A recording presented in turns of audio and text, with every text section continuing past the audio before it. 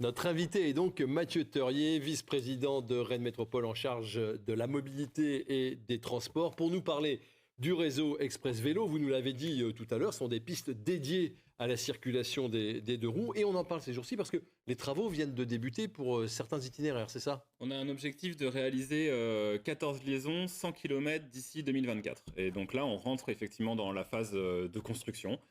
Et en 2022, on a 5 tronçons qui ont démarré en chantier là en ce mois de janvier. Oui, on est allé voir justement sur le tronçon entre Rennes et Noyal-Châtillon. Vous allez voir les images. Ça commence avenue des Pays-Bas à Rennes. On voit là nettement qu'on est en train d'élargir un peu la chaussée pour permettre aux vélos de passer. Et puis après, sur la route, alors les automobilistes vont être un peu embêtés pendant quelques semaines Le parce temps des que travaux. voilà, le temps des travaux, il va y avoir de la circulation alternée. Donc vous l'avez dit, plusieurs itinéraires qui se déploient. Sur chaque itinéraire, ce sont les mêmes aménagements pour les deux roues? Oui, l'enjeu, c'est d'avoir un niveau de service et d'infrastructure qui soit très qualitatif pour les cyclistes, qui permettent des flux de cyclistes importants, qui permettent aussi des vélos comme les vélos cargo, par exemple, de pouvoir circuler. Alors, c'est des vélos qui ne sont pas forcément plus larges, mais ils ont un peu plus d'emport, donc on a besoin d'un peu plus de largeur. Et surtout, c'est des aménagements qui se veulent sécurisés, donc vraiment séparés de la voie de circulation voiture.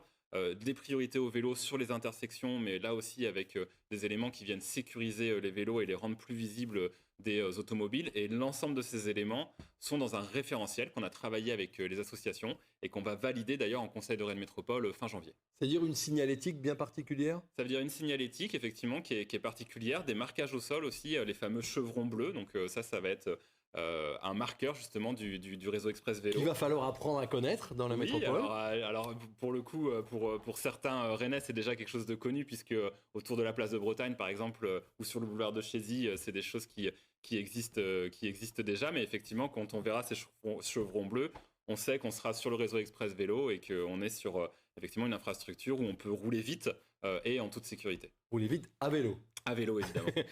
Est-ce que c'est un élargissement des voies qu'on connaît déjà ou on reste sur la même emprise et on limite la circulation des voitures, on la réduit? La logique de Rennes Métropole, c'est en termes d'infrastructure, quelle qu'elle soit, c'est plutôt d'être dans une logique de sobriété et donc d'utiliser les emprises de voirie existantes. Alors parfois, à certains endroits, ça pourra demander aussi d'enlever un petit peu de place pour la voiture. À d'autres endroits, c'est le cas sur Noyal, on vient prendre un petit peu de terre agricole, mais la logique, effectivement, c'est plutôt d'utiliser les emprises de voirie existantes. Souvent, on a les largeurs. Mais l'objectif, effectivement, c'est encore une fois, c'est d'apporter une infrastructure sécurisée et qualitative pour les vélos. C'est ça d'abord notre priorité. Alors on va voir quelques illustrations d'artistes de ce que vont être à l'avenir ces voies dédiées uniquement au vélo. Est-ce qu'il y a beaucoup de monde? Regardez, c'est joli.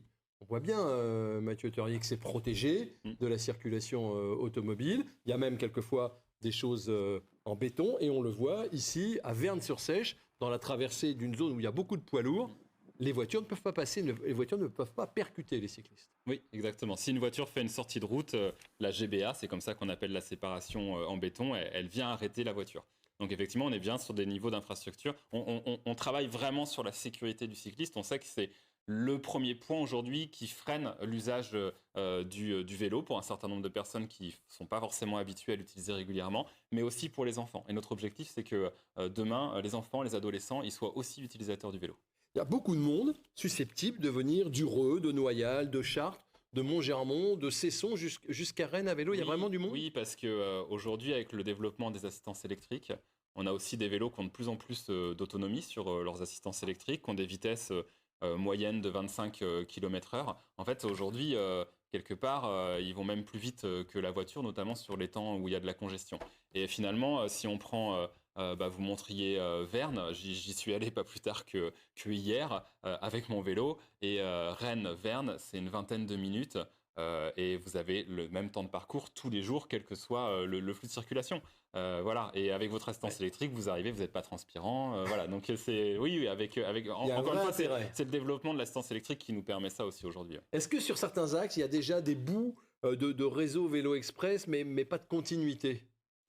Et qu'à un moment, il va falloir la créer, cette continuité. C'est bien l'objectif des travaux qu'on est en train de réaliser. Alors, par contre, oui, effectivement, on n'a pas la capacité en claquant des doigts à réaliser parfois une liaison dans son ensemble. Donc là, ça va être le cas, notamment, je pense à la liaison vers Montgermont. On va l'arrêter à Montgermont en 2022, elle sera réalisée en fin 2022, et après on la prolonge jusqu'à la Chapelle des Fougerets, et elle viendra même relier la Mézières, parce qu'on travaille avec le département là-dessus, mais ça va se faire en 2 temps différents. Voilà, j'allais vous poser la question, est-ce que les pistes du réseau Express Vélo vont compléter le plan vélo départemental sur lequel plusieurs millions d'euros ont été engagés? Nous, on est engagé depuis déjà plusieurs mois sur ce réseau Express Vélo. Le département, et c'est heureux, a aussi choisi de développer un réseau Express Vélo à une échelle départementale. On en est très heureux. Et effectivement, on s'articule aujourd'hui avec le département pour venir se raccorder sur les tronçons qu'eux vont réaliser.